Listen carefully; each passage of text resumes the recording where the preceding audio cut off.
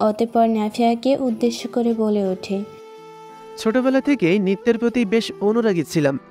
একে একেই নিজের মন মতো নাচতাম। এভাবে কিছুটা বড় হওয়ার পর আমার স্কুলে একজন নৃত্য পণ্ডিত বলা চলে এমন শিক্ষকের খোঁজ পাই। তাকে অনুরোধ করার পর তিনি আমায় নাচ শিখিয়েছিলেন। এসব বলতে বলতেই নাফিয়া এবং আফরিন উভয়ে ছাদের রেলিংয়ের ধারে এসে দাঁড়ায়। আফরিনের কথার উত্তরে নাফিয়া বলে ওঠে, বাহ, আপনার তো প্রফেশনাল ড্যান্সার হওয়া উচিত ছিল। উত্তরে কিছু না বলে একটি হাসি ঠোঁটে টেনে আনে আফরিন। এরপর কিছুটা সময় নীরবে কাটাবার পর নাফিয়া বলে ওঠে, আফরিন, হুম। আমার কিছু দিনের ছুটি প্রয়োজন। নাফিয়ার কথাটি শুনে তার দিকে ফিরে তাকায় আফরিন। তারপর বলে ওঠে, কেন?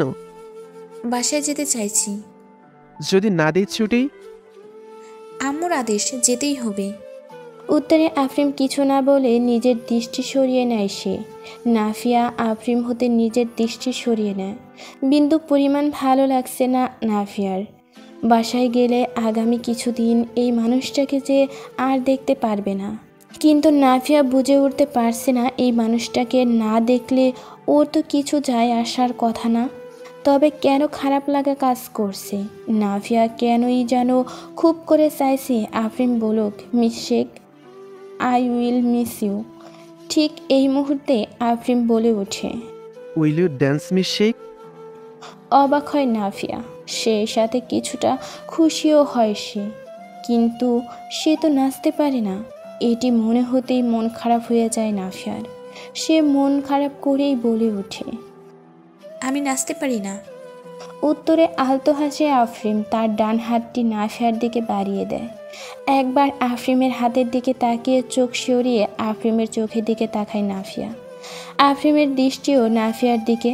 গাঢ় খয়েরি রঙের এই চোখ জোড়ায় একটা ভরসা খুঁজে পায় নাফিয়া। নাচ পারুক বা না পারুক, এই মানুষটার হাত কোনোভাবেই ফিরিয়ে দিতে পারবে না সে। আর না ভেবে আফরিনের হাতের উপর হাত রাখে সে। আফরিন এক হ্যাঁচকা টানে তাকে নিজের বুকে নিয়ে আসে। এক হাতে নাফিয়ার কোমর ও অপর হাতে নাফিয়ার হাতে আঙুলের মাঝে আঙুল দিয়ে ধীরে ধীরে নাফিয়াকে নিয়ে ধুলছে আফরিন। আগে থেকেই আফরিনের ফোনে স্লো মিউজিক চালু করা ছিল। বেশ কিছুটা সময় দুজনে এই স্লো ড্যান্সের মত্ত হয়ে থাকে। আসলে ড্যান্সের কোনো স্টেপই নাফিয়া করতে হচ্ছে না। প্রতিটা স্টেপ আফরিন নিজে করেছে এবং নাফিয়াকে দিয়ে করাচ্ছে। নাফিয়া খুব উপভোগ করছে বিষয়টি। সেই সাথে উভয়ের এতটা কাছে থাকা তাদের দুজনের মাঝেই এক অন্যরকম অনুভূতি কাজ করছে। এই অনুভূতির উভয়ই খুব করে উপভোগ করছে। অতঃপর নৃত্য শেষ হতেই আফরিন এবং নাফিয়া উভয় কিছুটা হাঁপিয়ে যাওয়ার জোরে জোরে শ্বাস নিতে শুরু করে। সেই সাথে উভয়ের ঠোঁটে হাসি। নাফিয়া আফরিনকে উদ্দেশ্য করে বলে ওঠে, ধন্যবাদ আফরিন, আমার জীবনের দ্বিতীয়তম শ্রেষ্ঠ অনুভূতি ছিল। ঠোঁটে আলতো হাসি নিয়ে আফরিন জিজ্ঞেস করে ওঠে, প্রথমটি? ঘোড়ায় ওঠা। এক ভুরু উঁচু করে আফরিন বলে ওঠে, ইট মিন্স শেখ, ইট মিন্স তোমার জীবনের দুটি অনুভূতি আমার সাথে?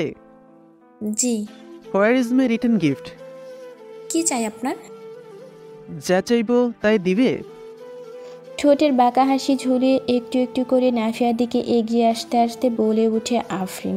নাফিয়া ইতস্তত বোধ করায় একটু একটু পেছতে থাকে। মৃদু স্বরে সে বলে ওঠে, চেষ্টা করব। হুম, চেষ্টা করবো বললে হবে না।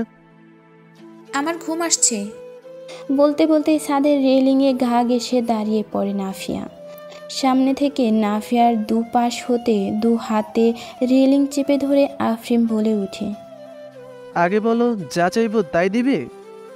ভীতু কণ্ঠে নাফিয়া বলে ওঠে, আচ্ছা। ঠোঁট কামড়ে একটু হেসে আফরিন বলে ওঠে। তোলা থাকলো। এবার যেন হাঁপ ছেড়ে বাঁচছে নাফিয়া। সে ঠোঁটে হাসি ফুটিয়ে বলে ওঠে, আচ্ছা। কবে যেতে চাইছো বাসায়? কালই। উত্তর শুনে কিছুটা সময় নাফিয়ার চোখের দিকে তাকিয়ে থাকে আফরিন।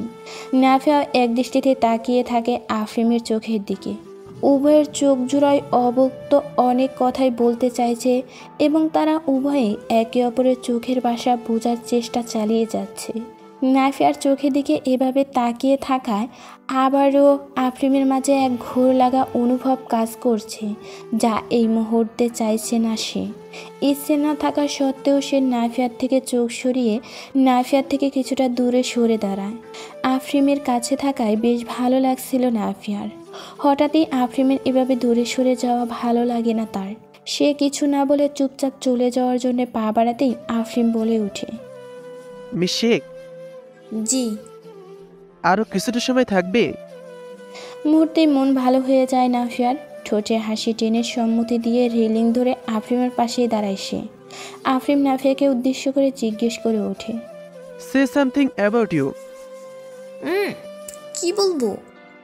কথাটি বলে কিছুটা সময় নিয়ে নাফিয়া নিজেই বলে ওঠে, আমি তো খুব সাধারণ, বিশেষভাবে নিজেকে উপস্থাপনা করার মতো কিছুই নেই। সাধারণ অন্য সব মেয়েদের মতোই একটি মেয়ে, তবে যে সকল জিনিস অন্য সব মেয়েদের থেকে আলাদা আমার নাফিয়া বানায় তা হলো আমার চিন্তাধারা। আমি কখনোই নিজেকে অন্য কারোর সাথে তুলনা করি না, তাই আমার মাঝে হিংসে নেই। আমি কখনো নিজেকে নিয়ে গর্ব করি না বা নিজের বুদ্ধিমত্তা বা অর্জনসমূহ নিয়ে গৌরব অনুভব করি না। সব কিছুই আল্লাহর নিয়ামত মনে করি, তাই আমার মাঝে অহংকার নেই। আমার মাঝে নিরাশা বা হতাশা কাজ করে না, কারণ আমি জানি আমার ভাগ্যে যা আছে তাই হবেই। রাতের পরে দিন আসবেই, নিয়ত সৎ থাকলে বিপদ কাটবেই। আমি কখনো কারো ক্ষতি করার চেষ্টা করি না, কারণ আমি বিশ্বাস করি কেয়ারমা বলে একটি জিনিস আছে। আমার এসব গুণাবলী আমাকে অন্যান্য মেয়ের থেকে আলাদা নাফিয়া বানায়। কিছুটা সময় এক দৃষ্টিতে তাকিয়ে রয় আফরিম নাফিয়ার দিকে। এই মুহূর্তে নাফিয়াকে আফরিমের বড্ড অসাধারণ মনে হচ্ছে। হয়তো নাফিয়া অতি সাধারণ, তবে কিছু ক্ষেত্রে অতি সাধারণ হওয়ার অসাধারণ বিষয়। আফরিম ঠোঁটে আলতো হাসি রেখে বলে ওঠে, তবে তোমাকে অতি সাধারণ বলা উচিত নাকি অসাধারণ? অতি সাধারণ। আবারও দুজন চুপ। নীরবতা কাটিয়ে নাফিয়া বলে ওঠে, অনুমতি পেলে একটি ব্যতিক্রম প্রশ্ন করতে চাইছি। কি প্রশ্ন? আপনি এখনো আপনার প্রাক্তনকে মনে করেন? ও আমার ভালোবাসা ছিল না। মানে? ও আমার বিজনেস পার্টনার ছিল। ওদের কোম্পানিটা আমাদের মতন এত বড় এবং প্রভাবশালী ছিল না। ব্যবসায় লস করে এবং ব্যাংকে ওদের নামে কেস করে। ওদের এমন দুঃসময়ে আমি ওদের কোম্পানির প্রজেক্টের টাকা ইনভেস্ট করি এবং নিজের কর্মচারী এবং শ্রম দিয়ে প্রজেক্টে সফল করি। ফলে ওর এবং আমার উভয়ের ব্যবসায় লাভ হয়। হয়তো এতে ওর আমার প্রতি দুর্বলতা তৈরি হয়। তারপরই ও আমাকে প্রথম প্রপোজ করেছিল। রিজেক্ট করে দিয়েছিলাম, কিন্তু ও পিছু ছাড়েনি। পুরো মাস পিছনে পড়ে থেকে অনুরোধ করে আমি যেন ওকে একটি সুযোগ দিই। আমার জীবনেও কেউ ছিল না, তাই ভেবে দেখলাম ওকে একটা সুযোগ দেওয়াই যায়। তারপর ওর সাথে সম্পর্ক, কথায় কথায় গাইড হলে পড়া, স্পর্শ করা, লাগাম ছাড়া কথা, এসবে খুব বিরক্ত ছিলাম। ওকে সহ্য করাই কঠিন হয়ে পড়েছিল, তাই জন্য ওকে ব্রেকআপের কথা বলি। আর সেদিনই নিজের চরিত্রের দোষ ঢাকতে আমায়। কথাটি আর শেষ করতে পারে না আফরিম। শেষ বাক্যটি বলার সময় আফরিমের কণ্ঠস্বরে পরিবর্তন লক্ষ্য করে নাফিয়া। এই বাক্যটি বলার সময় ভীষণ রেগে যায় আফরিম। নাফিয়া প্রসঙ্গ পাল্টাতে বলে ওঠে, বাহ, মানুষ আপনার সাথে জোর করে প্রেম করে, এদিকে আমি জন্মগত সিঙ্গেল। ঠোঁট উল্টে কথাটি বলে নাফিয়া। আফরিম নাফিয়ার দিকে তাকিয়ে বলে ওঠে, প্রেম করনি? ছেলে বন্ধু ছিল? একটাও না। কেন? ছেলেদের সাথে মেশাটা আমার পরিবার পছন্দ করে না, আর আমিও ব্যক্তিগতভাবে অপছন্দ করি। অবাক হয় আফরিম, তবে কিছু না বলে। সকালে দাদিকে পত্রিকার কিছু প্রতিবেদন পড়ে শোনাবার পর নাফিয়া সানিয়া বেগমের সাথে ছুটির বিষয়ে কথা বলতে তার কক্ষের দিকে অগ্রসর হয়। দরজার বাইরে হতে অনুমতি নিয়ে কক্ষে প্রবেশ করতেই সানিয়া বেগম ওর উদ্দেশ্য করে বলে ওঠে, কি ব্যাপার আজ হঠাৎ আমার কক্ষে? আগে কখনো তো এই মুখো হওনি। ঠোঁটে হাসি ফুটিয়ে নাফিয়া বলে ওঠে, একটি বিষয়ে অনুমতি নিতে এলাম, সেই সাথে একটু গল্প করতে যদি সম্মতি দেন। দিচ্ছি, বসো। নাফিয়া সানিয়া বেগমের পাশে সোফায় বসে বলে ওঠে, আসলে আমার কিছুদিনের জন্য ছুটির প্রয়োজন। আম্মু খুব করে বলল, কাল রাতে তাকে না করতে ব্যর্থ হয়েছি। স্বাভাবিক, 3 মাসের বেশি হয়ে গেল এসেছো, আর একদিনের জন্য দেখা করতে যাওনি। কবে যেতে চাইছো? আজ অথবা কাল। আজই যেও। জি আচ্ছা। তবে ছুটি কিন্তু বেশি দিনের পাবে না, বলে দিচ্ছি। এই 3 মাসে আমাদের পারিবারিক একজন সদস্যর পরিণত হয়েছো। খুব লক্ষ্মী একটা মেয়ে তুমি। ঠোঁটে হাসি নিয়ে নাফিয়ার মাথায় হাত বুলিয়ে কথাটি বলেন সানিয়া বেগম। ধন্যবাদ আন্টি। আপনারা সবাই অতিরিক্ত ভালো হওয়ার সবাইকে আপন করে নেন। ভালো মানুষগুলোই তাদের আশেপাশের মানুষগুলোকেও ভালোভাবে। ঠোঁটের হাসিটা অব্যাহত রাখে সানিয়া বেগম। হঠাৎ নাফিয়া কিছু একটা মনে হতেই বলে ওঠে, আন্টি, যদি কিছু মনে না করেন তবে একটি প্রশ্ন করি। হ্যাঁ বলো। আঙ্কেলকে একবারের জন্য দেখলাম না আসলে।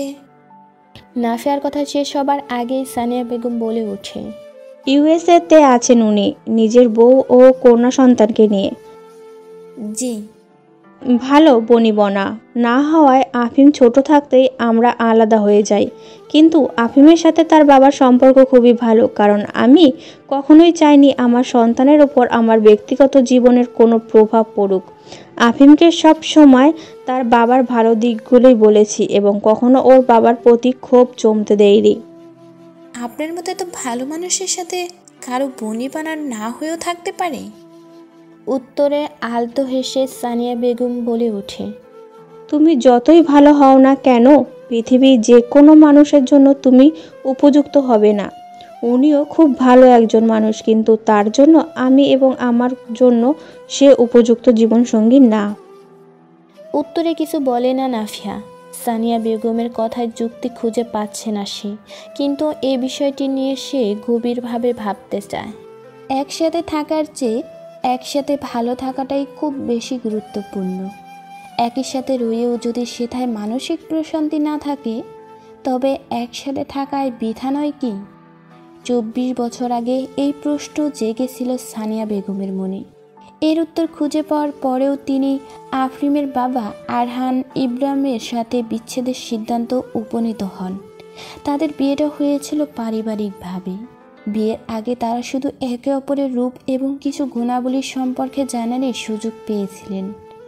অতঃপর বিয়ের পর পরিলক্ষিত হয় প্রতিটি জিনিসেই তাদের ভিন্ন মত, তাদের মুগ্ধতা ভিন্ন জিনিসের ভিন্ন। সব জিনিসে দুজনের ভিন্ন মত হওয়ায় একজনকে তো সমঝোতা করতেই হতো, আর সেই একজনটা ছিলেন সানিয়া বেগম। নিজের ইচ্ছে চাওয়া পাওয়া সব কিছু নিজের মাঝে চেপে তিনি আরহাম সাহেবের ইচ্ছেটাই প্রাধান্য দিয়েছিলেন। হয়তো এটি তার সবচেয়ে বড় ভুল ছিল। একটি সম্পর্কে যখন সব সময় একতরফা সমঝোতা হয়, তখন সমঝোতা করা মানুষটির অনুভূতির মৃত্যু ঘটে। সে মানুষটি কখনোই সে সম্পর্কে থেকে খুশি থাকতে পারে না। আর সে মানুষটি নিজেই খুশি নয়, সে অন্যকে কিভাবে খুশি রাখবে? আরহাম সাহেব স্ত্রী হিসেবে যেরূপ নারী চেয়েছিলেন, তেমনটি তো মোটেও ছিলেন না সানিয়া বেগম। তাই মনের দিক দিয়ে সে এই সম্পর্কে সুখী ছিলেন না। এর মানে এমনটি মোটেও নয় যে তিনি সানিয়া বেগমের সাথে কোনো খারাপ ব্যবহার করতেন বা সানিয়া বেগমকে স্ত্রী হিসেবে যোগ্য মূল্য বা সম্মান করেননি। আফরিমের বয়স যখন 10, তখন সানিয়া বেগম একটি কঠিন সিদ্ধান্ত নেন। একটি তো জীবন, একে সমঝোতা বা বিনা সুখ প্রশান্তিতে কাটিয়ে দেওয়া বোকামি মাত্র।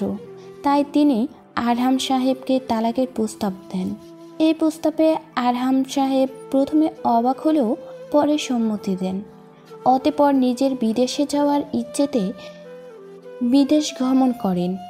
তার 2 বছর পর আরহাম সাহেব তার মাকে জানায় তিনি ওইখানে এক বাংলাদেশি মেয়েকে পছন্দ করেছেন এবং বিয়ে করতে চান। সানিয়া বেগম এবং আরহাম সাহেবের মাঝে পার্থক্য এতটুকু যে আরহাম সাহেব তার নতুন জীবন সঙ্গীর মাঝে সুখ খুঁজে নিয়েছে এবং সানিয়া বেগম সুখ খুঁজে নিয়েছে নিজের পুত্রের মাঝে। সানিয়া বেগম আফরিনকে শিখিয়েছে সৎ মাকেও সম্মান করতে হয় এবং নিজের সৎ বোনকেও আদর করতে হয়। সানিয়া বেগম কখনোই আফরিনের কাছে এসব বিষয়টি জটিলতা উপস্থাপনা করেনি এবং এই সকল বিষয় তিনি যথেষ্ট চতুরতা ও বুদ্ধিমত্তার সাথে আফরিনের কাছে সহজ এবং স্বাভাবিক বিষয় হিসেবেই উপস্থাপনা করেছেন। সেই সাথে তিনি কখনোই আফরিনকে নিজের কষ্টের প্রত্যক্ষদর্শী করেন নাই, বরং আফরিনের মনে তার পিতার প্রতি সম্মান যেন বজায় থাকে সে বিষয়টির প্রতি লক্ষ্য রেখেছেন। এসবের একটি কারণ, তা হলো সানিয়া বেগম কখনোই চাননি তার ছেলে কোনোভাবে কষ্ট পাক বা তার ছেলের মনে এসব বিষয় কোনোভাবে দাগ কাটুক। মায়ের কষ্ট কোনো সন্তানই সহ্য করতে পারে না, তাই হয়তো আফরিনের তার পিতার প্রতি ক্ষোভ বা বিরূপ ধারণা তৈরি হতো, যা একটি শিশুর মনের উপর খারাপ প্রভাব ফেলে। আফরিনের মায়ের বুদ্ধিমত্তা এবং সচেতনার জন্যেই আফরিনের সেসব তার পিতামাতার আলাদা হওয়ার তেমন গাঢ় এবং বাজে প্রভাব পড়েনি এবং সেই সাথে আফরিনের এসব বিষয় মেনে নিতে তেমন কষ্ট হয়নি। আফরিন যেমন তার সৎ মা এবং বোনকে ভালো জানে, ঠিক তেমনি তার সৎ মা বোনও তাদের যথেষ্ট ভালো জানে। তাদের সবার মাঝে একটা ভালো সম্পর্ক বিদ্যমান। সেই সাথে সম্পর্কটি নিয়েও কোনো ভেজাল নেই, কারণ আরহাম সাহেব তারা বাংলাদেশে কোম্পানি আফরিনের নামে করে দিয়েছেন এবং ইউএসএতে তার চলমান ব্যবসা উত্তরাধিকারী তার কন্যা সন্তান। আফরিনের অফিসে গুরুত্বপূর্ণ মিটিং থাকায় সে বলতে গেলে সারাদিনই ব্যস্ততায় কাটায়। যেখানে সন্ধ্যায় বাড়ি ফেরে সে সেখানে আজ রাত 8টা বাজার পরেও বাড়ি ফেরেনি। গোসল সেরে নিচে আসতেই আফরিনের মনে পড়ে আজ নাফিয়ার নিজের বাড়িতে যাওয়ার কথা ছিল। মনে হতেই আফরিন দ্রুত দাদির রুমের দিকে অগ্রসর হন। কেমন যেন ভয় ভয় লাগছে তার। নাফিয়াকে শেষ একটি বারের জন্য হলেও সে দেখতে চায়, না হলে আগামী 4-5 দিনের এই দূরত্ব যেন তার জন্য অসহনীয় হয়ে উঠবে। তড়িৎ গতিতে দাদির কক্ষে প্রবেশ করতেই এক শীতল বাতাস এসে ছুঁয়ে আফরিনের হৃদয়টাকে মুহূর্তে শান্ত করে দেয়। বিছানায় দাদির পেছনে বসে দাদির মাথায় তেল দিতে দিতে গল্প করছে নাফিয়া, অথচ নাফিয়া এখনও যায়নি। আফরিন শীতল চাহনিতে তাকিয়ে রয় তার দিকে। হঠাৎ আফরিনকে দেখে চমকে যায় নাফিয়া। সেই সাথে আফরিনের চাহনিতে কেমন যেন একটু লজ্জাও লাগছে তার। সে নীরবে দাদির পেছন থেকে উঠে দাঁড়িয়ে আফরিনের দিকে অগ্রসর হন। নাফিয়া উঠতেই চোখ খুলে তাকায় দাদি, দেখেন তার পোতা এসেছে, কিন্তু নাফিয়াকে আফরিনের দিকে এগিয়ে যেতে দেখে সে আর কিছু বলে না। নাফিয়া আফরিনের একটু কাছে গিয়ে বলে ওঠে, আফরিন, আপনি কি আমায় একটু আমার বাসা অবধি পৌঁছে দিবেন? আসলে আমি নিজেই যেতে পারতাম, কিন্তু এখন তো রাত হয়ে গিয়েছে। এতটুকু বলে একটু থেমে সে আবার বলে ওঠে, বিকেলেও যেতে পারতাম, কিন্তু ভাবলাম আজকের দিনটা শেষ করে যাই। নাফিয়ার কথা একটি চরম ভাব বেশ ভালোভাবে বুঝতে পেরেছে আফরিন। নাফিয়া যে তার সাথে দেখা না করে যেতে চায়নি বলেই রাত অবধি অপেক্ষা করেছে, তা বুঝতে আফরিনের বেশি বেগ পেতে হলো না। সে ঠোঁটে বাঁকা হাসি ফুটিয়ে বলে ওঠে, ইয়া শিওর মিস শেখ। গাড়ির ড্রাইভিং সিটে বসে আছে আফরিন, পাশের সিটে রাফিয়া। আফরিনের গাড়ি চালানোর গতি কিছুটা এমনই যে এ পথ যদি না শেষ হয় তবে কেমন হবে তুমি বলো তো। বিষয়টি নাফিয়ার বেশ ভালোই লাগছে। জানালা খোলা থাকায় ফুরফুরে বাতাস এসে ছুঁয়ে যাচ্ছে, সেই সাথে রাতের শহরে একা একাই গাড়িতে প্রিয় মানুষটির সাথে সময়টি উপভোগ করার মতো আফরিন গাড়ি চালানোর মাঝে আর চোখে বেশ কয়েকবার দেখে নিয়েছে নাফিয়াকে। নাফিয়াও এর বিপরীত নয়, সেও লুকিয়ে লুকিয়ে কয়েকবার দেখে নিয়েছে আফরিনকে। হঠাৎ নাফিয়ার কানের সঙ্গীতের শব্দ ভেসে আসে, এখন তো সময় ভালোবাসার, এ দুটি হৃদয় কাছে আসার, তুমি যে একা আমিও যে একা, লাগে যে ভালো, ও প্রিয়, ও প্রিয়। এই মুহূর্তের জন্যই যেন এই গানটি তৈরি করা হয়েছিল। এই মুহূর্তে এসব গানে নাফিয়ার বেশ ভালো লাগছে, যার বহিঃপ্রকাশ তার ঠোঁটে বিরাজ করছে। সে ঠোঁটে এক চিলটে হাসি নিয়ে আফরিমের দিকে তাকায়। আফরিমও একই সময় তাকায় নাফিয়ার দিকে।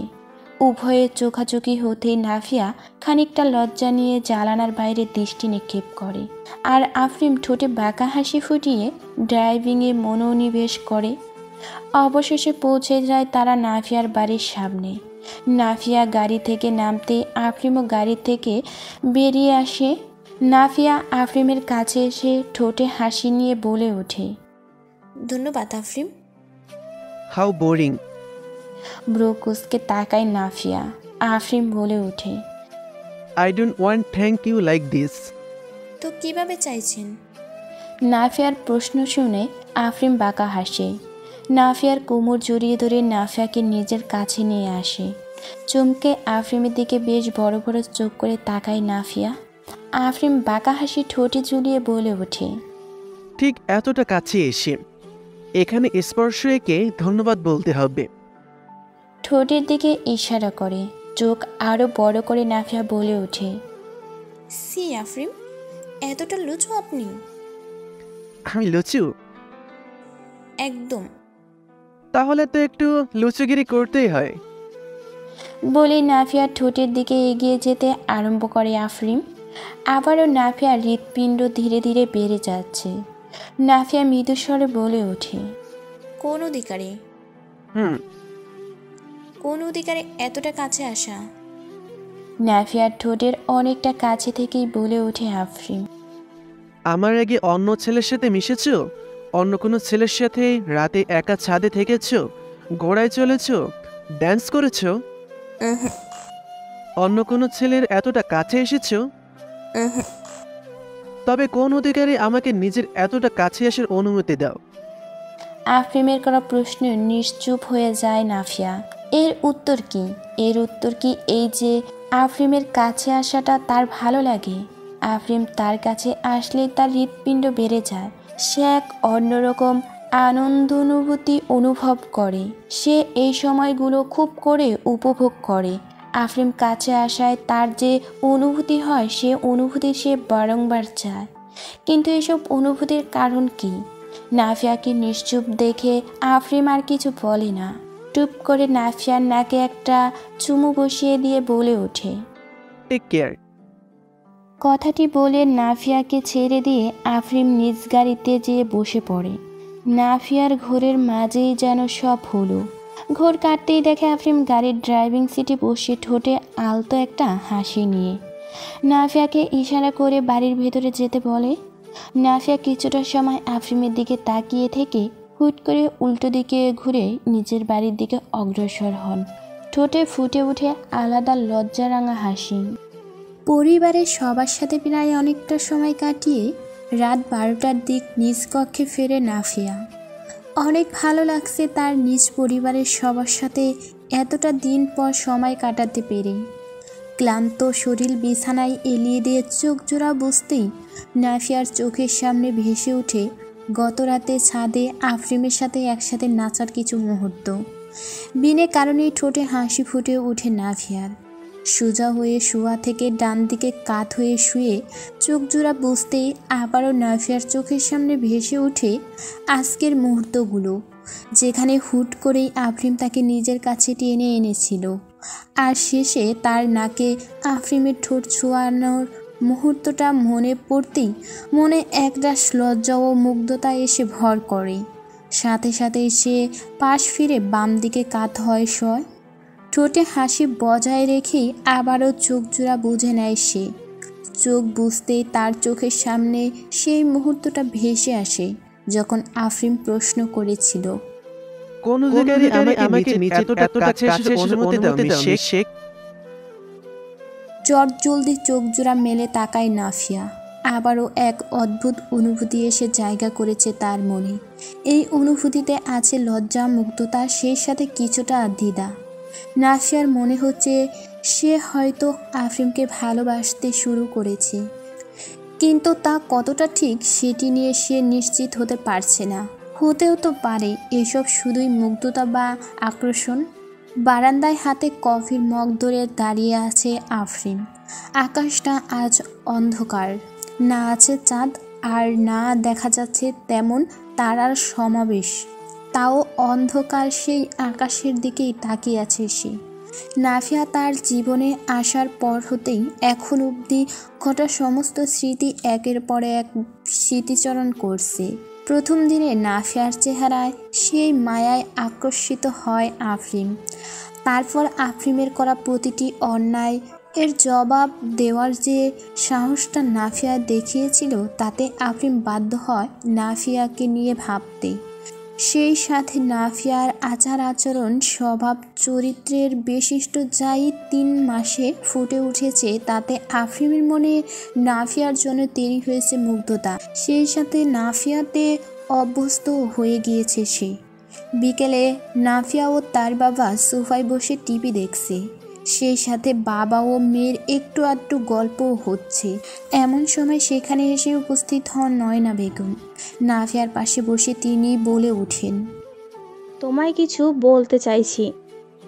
বলো আম্মু। গুরুত্বটা না দিয়ে টিভিতে চোখ রেখেই বলেন নাফিয়া।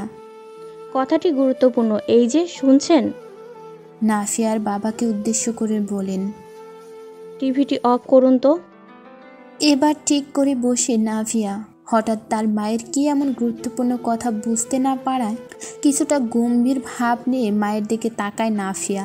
নাফিয়ার বাবা টিভি অফ করতে নয়না বেগম বলে ওঠে, নাফিয়া, একটি বিষয় তুমি ভালো করেই জানো, আমাদের আর্থিক কোনো সমস্যা নেই।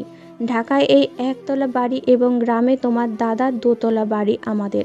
সে সাথে তোমার বাবার জায়গা জমি খুব যে কম তাও কিন্তু ন। হঠাৎ এইসব কথা? আমাদের কথা শেষ হয়নি। তুমি এত জানো যে তোমার চাচা বাটপাড়ি করে তোমার বাবাকে তোমার দাদার বাড়ির কোনো অংশ না দিয়ে যে সেই বাড়িটি বিক্রি করে দিতে চেয়েছিলেন, আর নিজের পৈতৃক ভিটা বাঁচাতে তোমার বাবা নিজের আপন ভাইয়ের সাথ থেকে নিজের বাবার বাড়ি ক্রয় করে। আর এই বাড়ি কিনতে তিনি এক বড় লোন নিয়ে কাঁধে তুলেছিলেন, যার বোঝা এখনও বয়ে বেড়াচ্ছেন। লোন না নিয়ে তিনি নিজের জমিও বিক্রি করতে পারতেন, কিন্তু তা সে কোনোভাবেই করতে চাননি। হ্যাঁ মা, সবটাই তো জানি। হঠাৎ আজ এগুলো নতুন করে বলার কি হলো? দেখো নাফিয়া, আমি জানি তুমি চাইছো দ্রুত তোমার বাবাকে এই ঋণ দিয়ে মুক্ত করতে, যা সন্তান হিসেবে তোমার কর্তব্য। কিন্তু তার আর প্রয়োজন নেই। ঋণ আর বেশি নেই, মাত্র 2 লাখের মতো আছে, যা সামনে কিছু মাসের মধ্যে শোধ হয়ে যাবে। আলহামদুলিল্লাহ, কিন্তু এটি তো আমি জানি মা। এখন মূল কথাটি বলছি।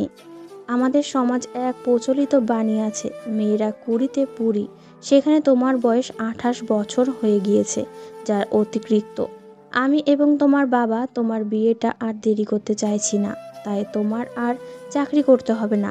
সামনের মাস থেকেই 1 মাসের তাদের জানিয়ে দিও।